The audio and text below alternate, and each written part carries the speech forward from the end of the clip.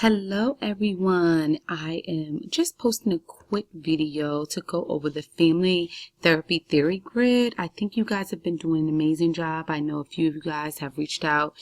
Just wanted to make sure that you were doing the assignment properly, and everyone is doing a great job, but I just wanted to take the time to go over it, and I hope that seeing this will provide some clarity for you. So I just kind of jotted down some notes as I went through Nichols that has some really good feedback on structural family therapy.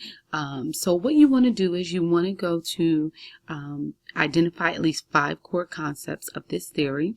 And so you can use bullet points or you can number them so you don't forget. So it's totally up to you. So the first one I put defined by 3 constructs, which consist of structure, subsystems, and boundaries. So that's one core concept of theory, right? And then for the second one, I go on and to talk about how structure can be easily understood as the design of one's house, which one could explain how many bedrooms there are and where everyone sleeps. So the physical structure of a family, and then you kind of get into more of how they function within that structure as you visit the subsystems and the boundaries and those types of things. So physical structure is just as important as the internal structure, because you think about it, a family from the inner city where they're maybe extremely impoverished or have lack of resources or whatever it is, that physical structure is going to look different from a family who is the middle class, has some really good resources and highly educated. So the structure is different, so the way that they operate within the subsystems may also be different. So just something to get your brain thinking. So that's what you will do, and you want to make sure that you put the page number if you're going to recite Nichols. You don't necessarily have to, but if you're using the books in the class, it's helpful that I can always kind of look back and say, okay, it was on this page, so it's helpful. And then it goes into your interventions employed. And so a lot of the times it will just identify.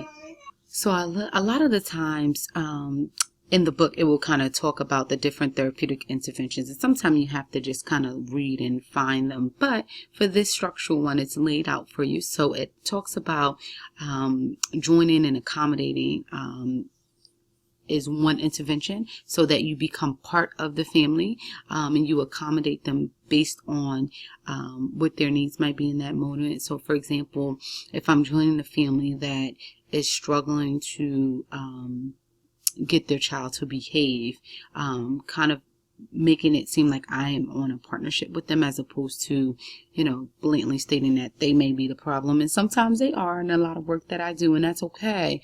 But for the moment of my intervention, at least in the beginning phases, me joining the family, building that rapport, so that when I begin to lay out the structure and the boundary issues and all those things, they are easily more understood and taken, as opposed to if you just don't join the family at all. So that's what structural family therapy is talking about. And then another example I gave you was therapists encourage parents to maintain a hierarchical position, of authority with their children. So a lot of the times you will see children who are very bossy to their parents, are very assertive, and kind of get whatever they want. And so you would work closely with the parent to make sure that they maintain that hierarchy, but that they're also implementing rewards and consequences that support that hierarchy as well. So that's another example. So I always say try to give as much information as you can. So if you're someone who just put joining and accommodating, that's great, but maybe try to give me an example, because I want to make sure that you understand it. And then it helps you to process it as well. So that's what you do for interventions.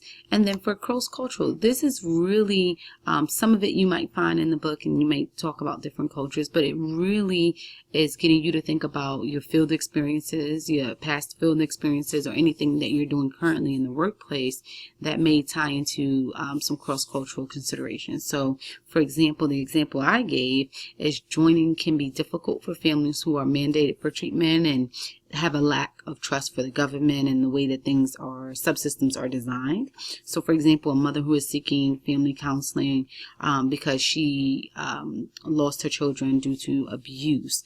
So there's a lot to unfold in that particular case situation. And what happens is joining is going to be essential for this family, but it's also going to be possibly a struggle, given the traumatic experiences that the parent and the child may have encountered when this separation occurred and everything that maybe transpired before this. So just being mindful that, when we talk about cultural considerations, is also the way that people experience the world in their environment. So, and sometimes it's situational. So it's not always linked to I want to say race, although that's the easier one of them. So it's also, linked to socioeconomic barriers or lack of parenting, those types of things. So I hope this was helpful. Please feel free to reach out to me if you have any questions or concerns. All right, bye.